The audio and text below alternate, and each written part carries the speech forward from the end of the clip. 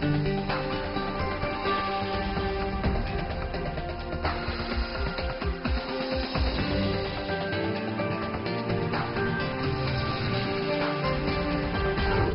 today's World Insight, the China International Import Expo features companies marketing everything from furniture to cosmetics.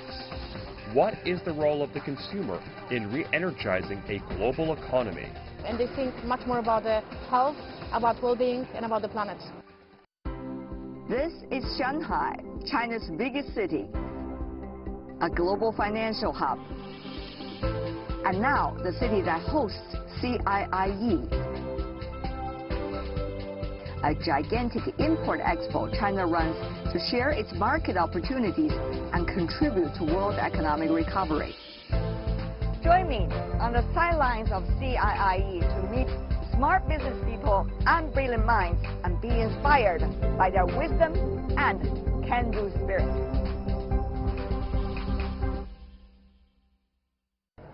Hello and welcome to World Insight from Shanghai. I'm Tian Wei. 2020 upended our lives. It's a tough year for everyone. At the time of crisis, what can we rely on? On the sidelines of China International Import Expo, also known as CIIE, arguably one of the largest import expos in the world, I've been talking to multinational companies. I find at a time of crisis, they are relying on what really matters, their customers.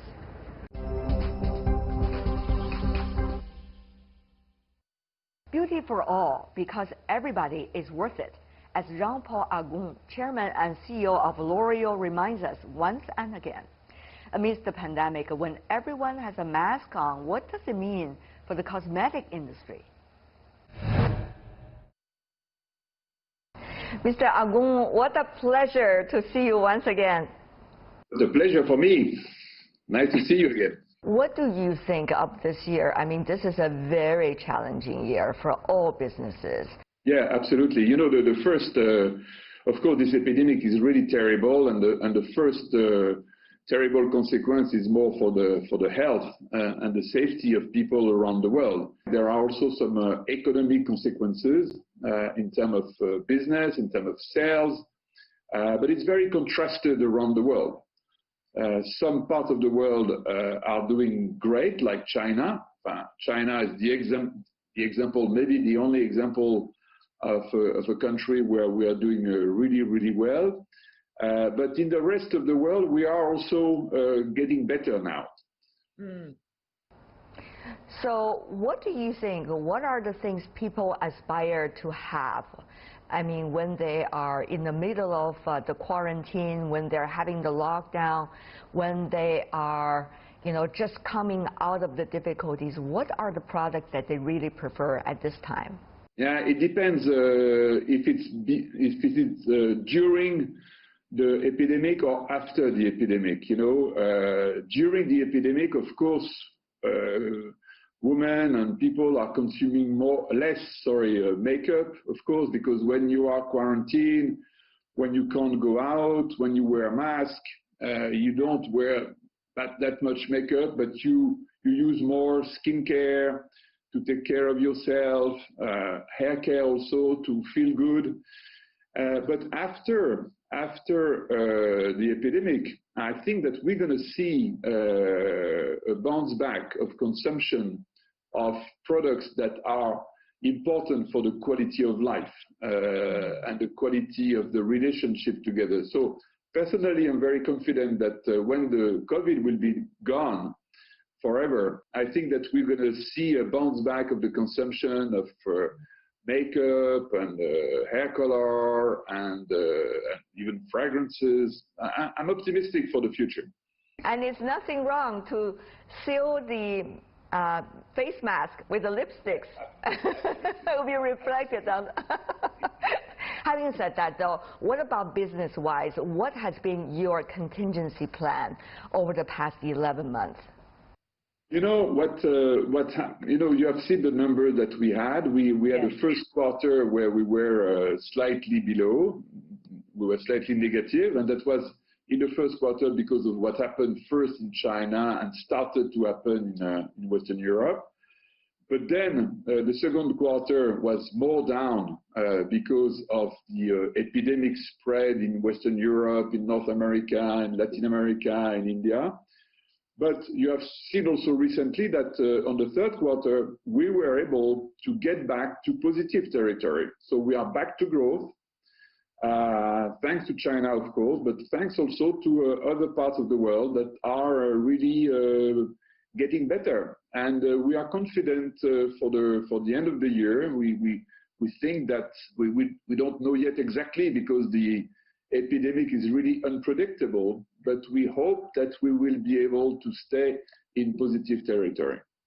So how much is China market contributing to the overall economic recovery, shall I say, on your numbers?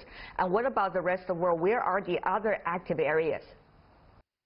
China is the most important part of the positive contribution, as you said, because China is the only major country in the world that was positive, and it has been very positive, as you know, because at the end of September, in total, we were up plus 20% of our sales in China, which is, by the way, much more than the market itself, because the market in China was positive, was slightly positive, and the plus 20% is much more than the market itself. And China, so it's the major contribution, and we are really happy that China was able to recover so fast. And the other major countries of the world are still in negative territory. But we hope that until the end of the year or the beginning of next year, they will also be back in positive territory. Tell me, what does that mean for your company when China says we want a higher quality opening up?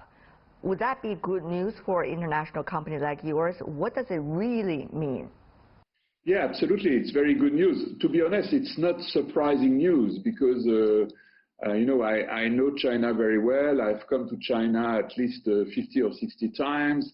I have created with the team, the Chinese team, the subsidiary in China. So I follow China very well. And I know that for the past 20 years, China has always been contributing to opening up of the world and developing multilateral relation. But it's true that this movement is accelerating now, and I think it's extremely positive, not only for L'Oréal but for the world itself, because the world needs to be an open place where there are exchanges, trade between countries, between people. And by the way, this is also why we are so committed to CIIE, because CIIE is the most symbolic event in order to maximize this global trade and exchange. How do you, as a business leader, see some of the major changes in the world? For example, technology, for example, geopolitics, all these uncertainties, what does that mean to you when you look at your plan, when you look at your implementations? Yeah, you know, we have permanently to adapt. You know, you cannot control the evolution of the world. So you have to be very agile. I think the consequence for us is that more than ever, we have to be very agile, really able to adapt to different situations, to different changes, and that's what we do. And it's true that in our industry, it is not too complicated because, you know, we serve in every country consumers. So we don't do politics.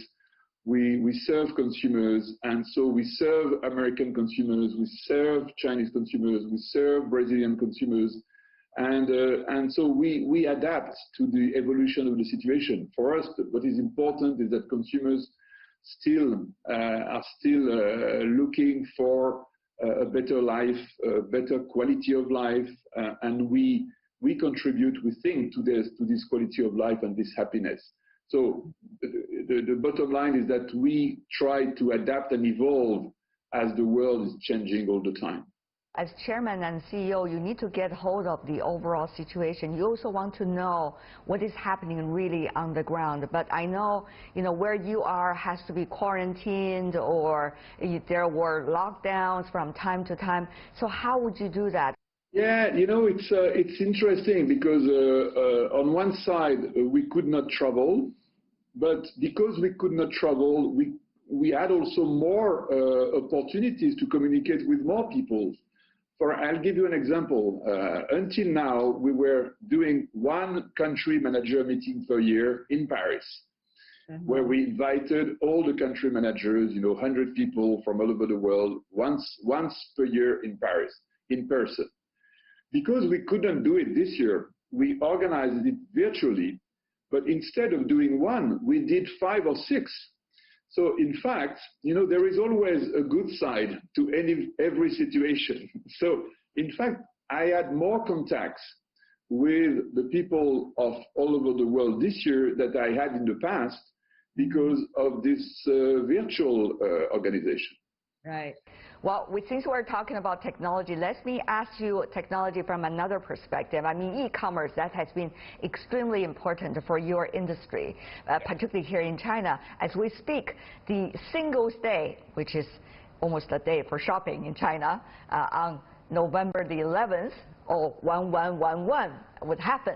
So that is a huge occasion. So how are you competing at this occasion, and how to catch up with the latest trends, even minor trends in e-commerce, in order to appeal to markets of all different generations and levels? No, we do it very well. You know, in fact, we have been one of the first companies to embrace e-commerce from the very beginning, especially in China. I remember that our team in China was the first company to invite Alibaba 10 years ago, when it was still very at the beginning. Daniel was invited at the executive committee of L'Oréal in 2011. So it was the first company that he visited.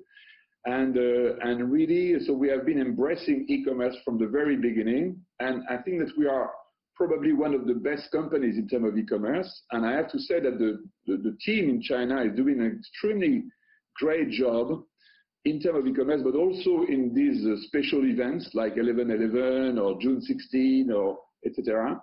Yeah. And I'm glad you remember all these numbers. yeah, of course, there are more and more every year. but they do such a good job that our market share during this event is even much stronger than our market share along the year, which means that even in these special circumstances, our brands are stronger than ever, and consumers are really looking for our products. So for us, it's a great evolution. Your business, especially your company, has been talking about beauty for all for a long time. And that's a beautiful sentence, shall I say. But on the other hand, over the past few years, we've experienced, many say, ugliness of the world. We've seen the worst side of human nature, and we've seen the weakest point of our human society, for example, in facing up to the disease. So how do you see this reality and the aspiration? You know, I think that I'm not sure that the present period is worse than previous periods. You know, the humanity has lived also through very difficult periods of time. You know, in the 20th century, in the 19th century, in Europe, in Asia, life has never been easy. So I don't think it's more difficult today than it used to be. It's just different. And I think that's also why I'm so happy and proud to do the job that I do, because I think that beauty products are bringing, you know, happiness, quality of life to billions of consumers all over the world. You know, a famous writer, Dostoevsky, said that beauty will save the world. So I don't know if it will save the world, but it contributes every day to saving a little bit your quality of life, your happiness. And that's why we are proud to do this job. At least beauty from within would really save the world. And absolutely. Of course, the beauty. Absolutely. Yes. Thank you so much. As always, Mr. Agong, what a pleasure. This is Shanghai, China's biggest city, a global financial hub, and now the city that hosts CIIE, a gigantic import expo China runs to share its market opportunities and contribute to world economic recovery. Join me on the sidelines of CIIE to meet smart business people and brilliant minds and be inspired by their wisdom and can-do spirit. The pandemic pushes people, keeping social distance, working from home, and spending more time with family members. Home has become more than any time a more important space for everyone. So how could our homes meet all our diverse needs and be the safe hub for all?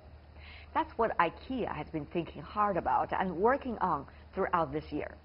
Anna Polak-Kuliga, CEO and President of IKEA China, told me there's only one way to do it right: get the real picture from customers themselves and help them make their dreams come true. A sustainable, healthy, and convenient home. So this is our curtain wheelwork. Nice color. Yes, very nice. And do you know what it's made of? No. It's made of from PET bottles.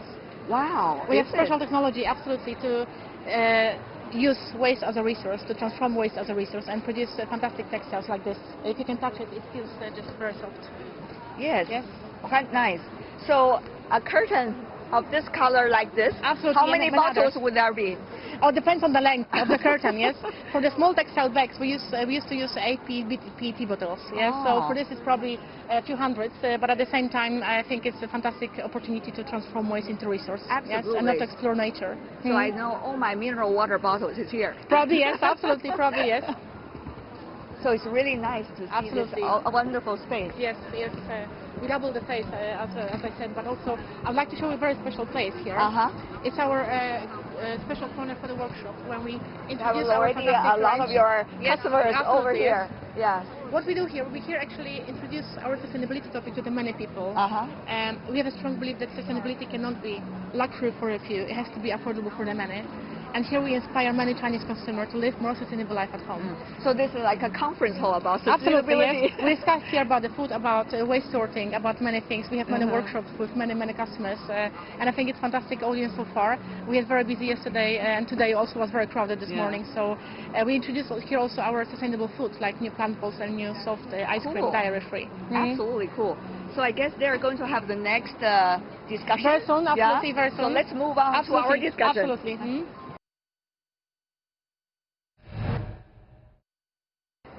Thank you so much, Anna, for showing me around. I had great fun. A pleasure. It was very great to host you here and show you all the great stuff we have. This area has been expanded compared to last year, I remember. Yes, we have been present in CIIE already 3 years, so it's the 3rd year in a row. But this year we have decided to double the space to 360 square meters, and our main theme is one home, one planet. As the sustainability is in our DNA since the beginning, we being brought to life years ago. So it's a fantastic place to be here, and also it's a great pleasure to also show you our fantastic sustainable product. Absolutely. I saw the bamboo, use the bamboo for the lamps and also for the carpets. It's all reusable materials. Congratulations. Thank you so much. Thank you. We use a lot of technology and innovation in our whole value chain. We explore actually and experiment with sustainability since many years back. We invest in our sustainable value chain since we design products. How we produce product also is very important for us, from what we produce the products, and also how we deliver those products to the stores and to the customers. And of course, the Chinese consumers are waking up about the idea sustainability, isn't it? I think it's a fantastic moment to have. Absolutely, absolutely. So are they changing, the shopping habits? I mean, now we are experiencing COVID-19 worldwide. China has been successfully doing the preventing and control so far, but do you think people and your customers have been changing as a result of this? We operate in China market already 22 years. It has been great, successful 22 years. We have great history here. seeing the speed of this market, the uniqueness of this market, the transformation of this market. 2 years ago, we have announced the biggest transformation for China market, with the record investment of 10 billion RMB for the future. And of course, while executing the strategy, of course, we all have been cut up by COVID pandemic outbreak. I think it's a big test for humanity. It's a big test for the leadership in business and governments across the world. And I must say, of course, as a trusted brand and trusted employer, we have decided to close offline business for 1 month, beginning of the year. Keep our still digital channels open, and a month after we start gradually open our stores, because we saw that COVID is contained in China. There's a lot of efforts put to really contain this epidemic, and it's a fantastic outcome. Today we see many visitors in our stores, but we see changes in behaviors. People are much more conscious about the health, and by talking to the customers every day in the store, from Shanghai to Zhengzhou, from Harbin to Shenzhen, we know that after small things like dropping kids to school, paying bills, they're really concerned about the health, about the big things like sustainability.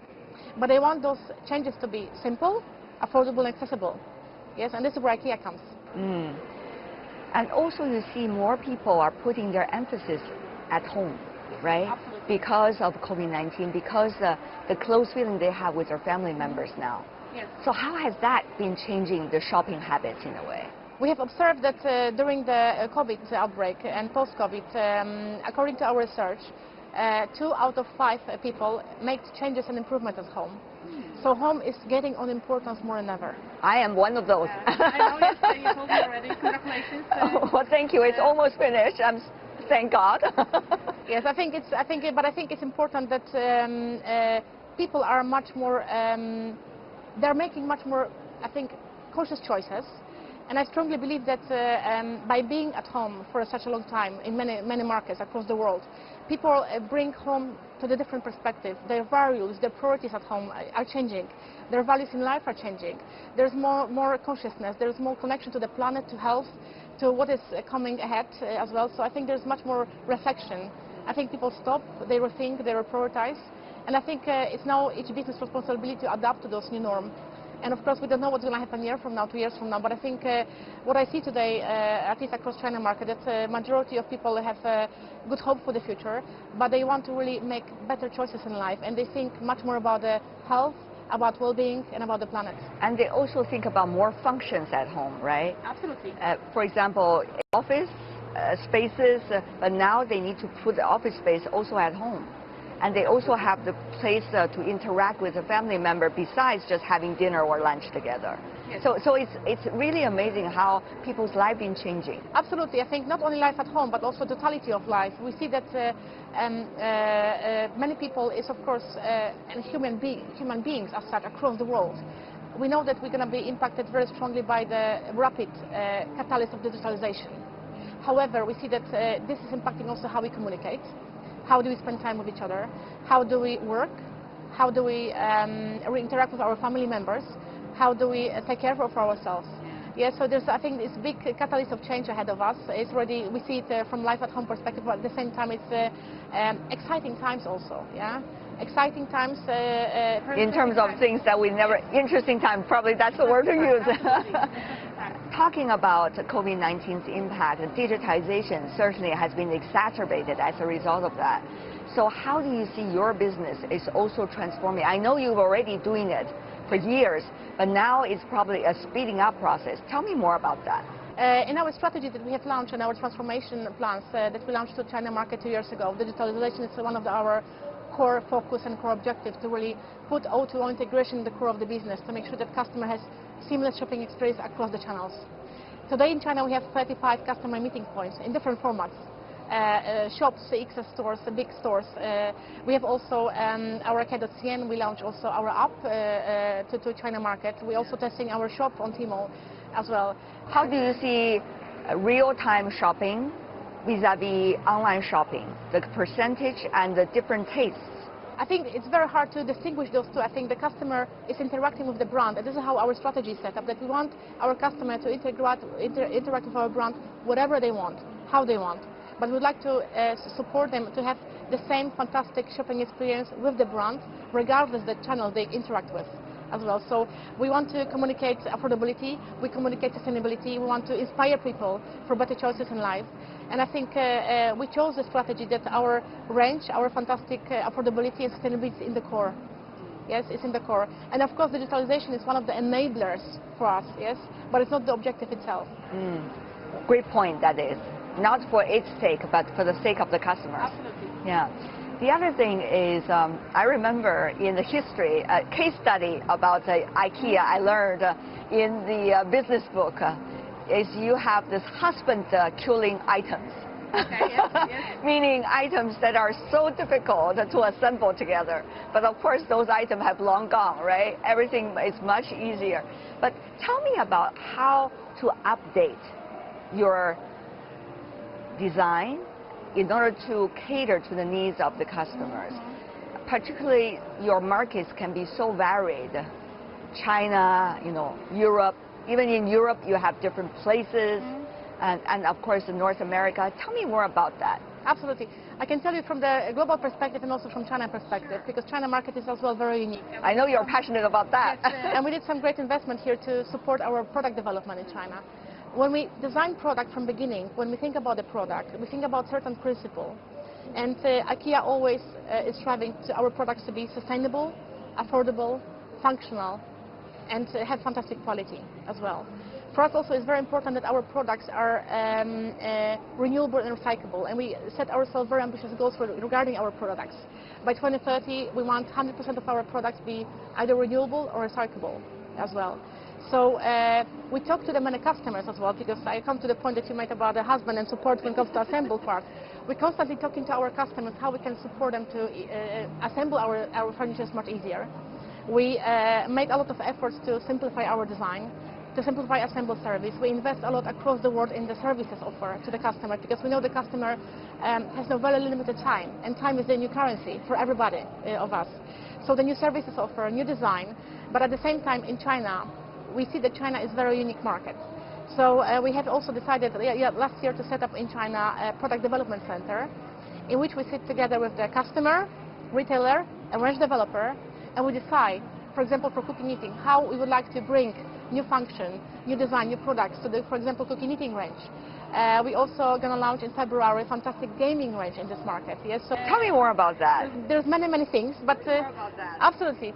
I think the 1 + 1 is 3, and I think co-creation, collaboration, being closer to each other is success for every business for the future. Yes.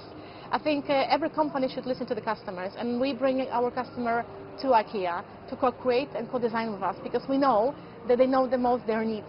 What magic happened? Tell me more. Give me an example or two. I can give you some examples. Of course, I can send you also some products later on, photos of them. They're already in our stores. We have introduced a fantastic cooking eating range, new woks, new rice bowls, new chopsticks. We are looking to now the children range, very relevant to China market as well. We have a lot of plans. I don't want to reveal all the secrets to you, because we're going to launch them across the year. The second is core area of the bedroom. Everything about the bedroom, sleeping, comfort sleeping, textiles, etc. And one, of course, is the living room. How we spend time in the rooms like this, how we can interact with each other. So we look into the function. We look into the special needs and hobbies in China market from cultural perspective. And we know that very often what we see that even though everybody has the same needs, like sleeping, eating, there are many cultural differences and many distinguished needs. And our responsibility is to meet those needs. Is there anything that's unique about the Chinese go to sleep? They're the way they do, and how you try to cater the market? Or tell me more about some examples. What is from our research and when we talk to the customers, because of course in IKEA, one of our approaches to the market is that we visit many Chinese homes. We talk to the Chinese people, real Chinese people every day. We visit hundreds of homes every month to see how they live, what needs they have. I think the biggest challenges at home in China market is the space, limited space, storage. According to our research, we know that average person in life is spending about 6 years for looking for things. You know, just one little step IKEA took would mean a lot of lifestyle change for a lot of people. What you're doing is really amazing. The other thing I heard about is a sofa. right? How people sit on the sofa, how many hours they sit on the sofa, what do they do on the sofa, and then how to change the structure of the sofa. Absolutely, yes. We, of course, we have some great examples from many homes about dining tables. You would not believe what is happening on the dining tables. People not only eat, people eat, work, play, have fun, jump on it. So, you know, we see that life at home became very unique, very special, especially after COVID period, yes. We see that it's a temple for the many people. It's one of the oases of peace, of emotions, of love. There's a lot of emotions around home nowadays, yes. And I think it's just beautiful. It's just beautiful. So how are you living your home in China? I live in a very unique way. I used to live in many markets before. I feel fantastic here. I think I love Chinese food. I love Chinese culture. I think you know, being here in this market is just mind-blowing. Interacting with people, we have 16,000 fantastic people in our organizations. I'm learning a lot from them, how they live every day as well. So it's just enormous. I think convenience is just so fantastic, like you cannot meet this anywhere else. I think we can, as a customer, you can be very easily spoiled in China markets. I think I call it ultra convenience even, because it's the unique market that you can get everything within 30 minutes delivered. Yeah. So the network, the distribution setup, the accessibility to many products is very, very, very, very easy. And at the same time, of course, as IKEA, we're putting a lot of efforts to meet the customer needs in this sector as well, to be accessible, to be affordable, and to be innovative all the time. I don't want to keep you too long here in the conversation, because I know you have hundreds of customers that you want to talk to. Yes, thank you so much. What a pleasure, Anna. Good to be here. Thank you so much. Thank you. This is Shanghai, China's biggest city, a global financial hub, and now the city that hosts CIIE, a gigantic import expo China runs to share its market opportunities and contribute to world economic recovery. Join me on the sidelines of CIIE to meet smart business people and brilliant minds and be inspired by their wisdom and can-do spirit.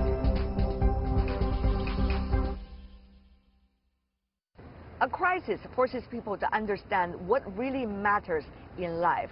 That's what I found out when visiting the booth of Dow, showcasing the latest materials being developed, both high-tech and sustainable. Yok-Lu Lim, the president of Dow Greater China, told me the right materials used in his running gear, combined with hard training, helped him break his own marathon record. Nice shoes. Yok-Lu, I know you just run your annual marathon. How is it? Indeed, right. We're so happy that I finally broke my 4 hours barrier. Wow, congratulations. Thank you. And of course, right, this year I trained harder and I pay a lot more attention to health. But most importantly, it's the new materials that we provide into the footwear, right? I know you wouldn't forget that point. Right, exactly. And this not only that the footwear is help me to run faster. Yeah. The material can be recycled, and indeed this is what we do, and recycle and turn that into running track. So from the shoes to the running track. Turn it into the running tracks, and this is a fantastic star products in the last year CIIE. Great for the school children's, great for the school in China. Wonderful. Right. So all recycle, sustainable. That's the key word. Exactly. And let me show you something more interesting. Okay. This is a fancy electric vehicle. Indeed.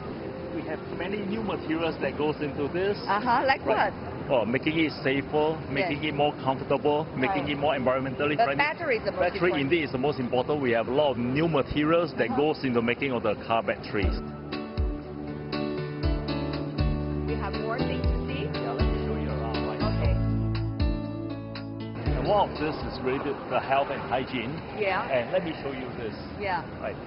This is really important. For these suits that we use during the pandemic, we donated to hospitals. We work with our customers, and now we are exporting all over the world. Not only here in China, but also other parts of the world. Exactly, right. Great job.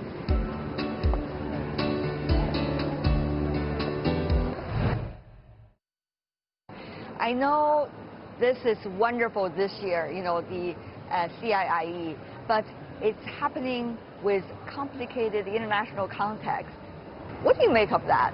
Well, in fact, It's exactly that the CIIE is so special this time because think about it, right? This year, where else in the world is there such a major trade show? So this is a fantastic show that brings back all the global companies for all the major value chain get together, and also a perfect opportunity for China to show the true commitments of opening up to the rest of the world. So we are all really excited about this.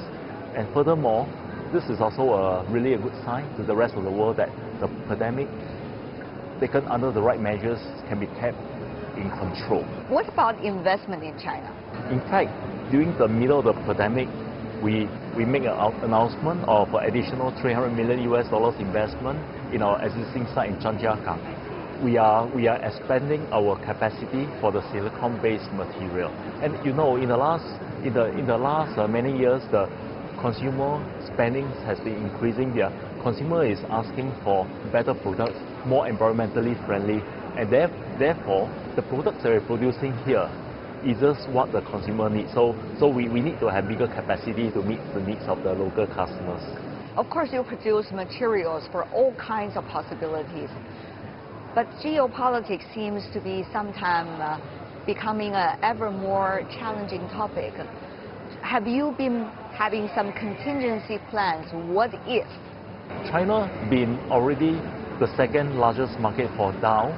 In fact, we have been in China for 41 years. So we have a very strong history of knowing what needs to be done and a very close relationship with our customers. And many of the customers that we are serving in China, these are local customers, very loyal, keep progressing, very successful. So we do have a very strong partnership here. And I think what is more important is that to deliver our products to them timely and what they need, and to be cost competitive. So the investments that we make in China, that we announced in March, this is a great sign that we are confident with the growth potentials of China, and therefore we are making the investment.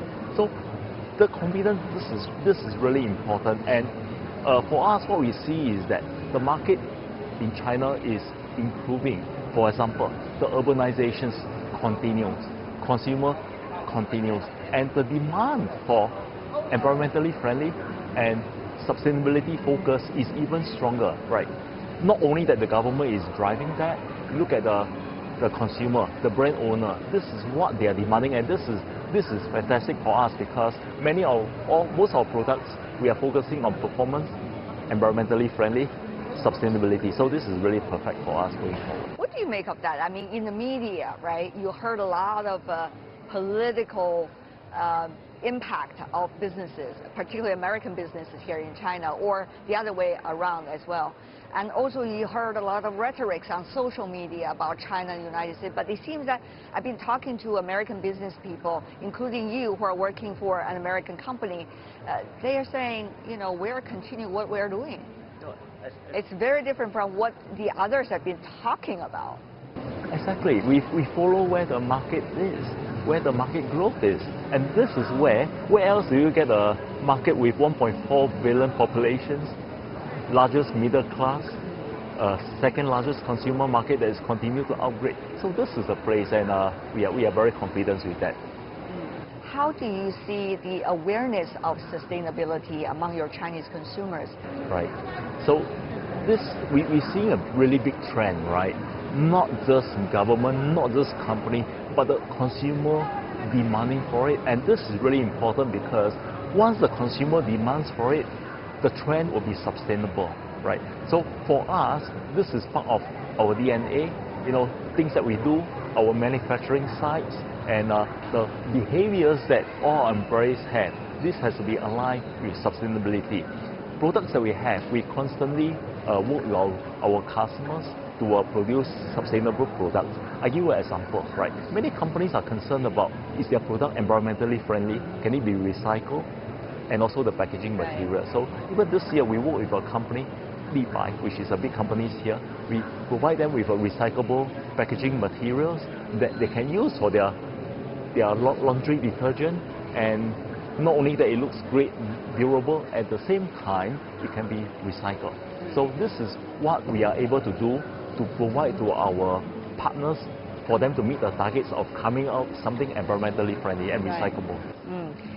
Wen, how do you see the relations between a multinational company's China operation vis-a-vis the global picture? Now, before COVID-19, China is a big part of the market, but at the same time, one of those important ones.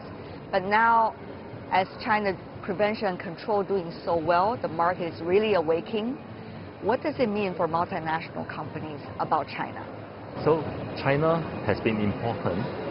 Post-pandemic is even more important because China is possibly the only large economy that is already started to register positive economic growth. So on a large base, getting even better. So this is where we see that there's in fact more potential, and in fact what is more important is to address the mega trends here in China. We mentioned sustainability, we mentioned the upgrading, and innovation is really important because consumer taste is discerning. They want it good, they want it fast. So for us, I think it's important that we must be able to innovate fast enough to come up with the products for customers in a timely way so that they can capture the market opportunities. That's really the issue here, isn't it? You have to do it fast. Really fast. With right. a lot of agility, adaptation, right? Exactly. And also the other thing is that the e-commerce, this is taking the consumer world by storm, right? The B2B is also fast shaping out. So this is also an area whereby you walk around the CIIE this time. Every company is using some form of digitalizations to showcase their products. Same thing for us. But more than this, we are using digitalizations for operations, for our sales and marketing. In fact, early this year, we just signed a deal with Alibaba 16882M, so that enable us to, through the e-channels, better understand what is the market needs, and for us to capture all these new opportunities. What is it like to cooperate or work with China's gigantic companies, private companies particularly? I think it's important that we build trust together with this. How to build trust? Right. It got to be with action, right? So the long histories that we have been in China, that helps, because trust needs time, needs to have supported by reactions. So over the years, good time, bad time, we support the customers, we work alongside with them. So customers in China, they have a very good memory retention. Yeah. So you help them, they remember. So this is where I think we are leveraging all the strong connections network with the customers, that we can work closely. Look at like, for example, some of the products that we are on showcase here. These are our customers' products. Many of them are produced by our Chinese partner, and this is where I think we are finding a lot of excitement working with the customers that is big in size, at the same time fast. Maybe you have something to teach those politicians who are still looking for ways to build trust. Can I move to the next question on this? It was such a pleasure talking to you, Wen. All the best to you and your team here in China. Thank you very much. Thank you so much. And that's all the time we have for this edition of World Insight from Shanghai, on the sideline of the 3rd China International Import Expo. I'm Tian Wei. On behalf of my team here in Shanghai and in Beijing headquarters, thanks for watching. See you tomorrow.